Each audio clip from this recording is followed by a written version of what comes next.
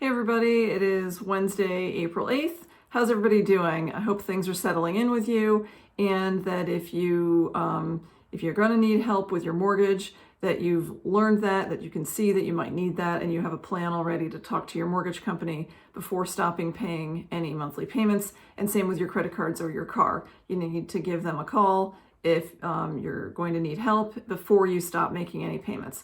So, and I did a couple videos last week about that, so please go back and watch those so that you're sure of how to do it, and I have a tool to help you if you need me to send that to you. What I want to talk about today is that with the closure of the courts and with the moratoria on proceeding with foreclosures for the most part here in Connecticut, there's not a lot of fear, there's not a lot of, there's no deadlines, and there's no urgency.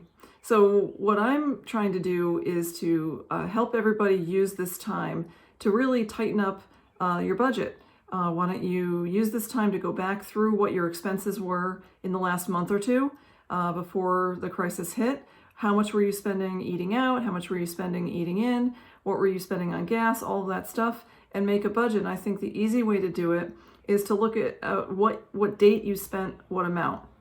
What day do you typically pay the electric bill? What day do you typically pay the cell phone bill?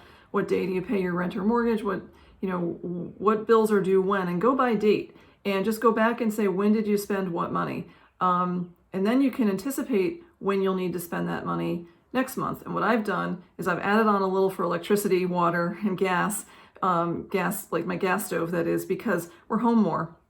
We're using more electricity, we're using the stove more, and we're using more water. So I've sort of upticked what I'm going to spend on my budget in the next couple of months because we're home more. But this way you know exactly what you need to pay and when, and then keep track of what money might come in, whether it's from your regular paycheck or whether it's from an unemployment check or any other income you expect to get. And then you'll know how much you'll have in your account and when the bills will be due. And I think that'll help you be calmer about your financial situation. But just because there's no urgency or fear or deadlines right now as far as foreclosure cases, you definitely need to keep paying all the bills you can keep paying, because they're going to come due at some point either way. And I think it's a good time to regroup, so that if you are already behind on your mortgage or other bills, give me a call. Let's talk about it now while things are quiet and calm, while nobody's really pursuing you or pushing you for payment.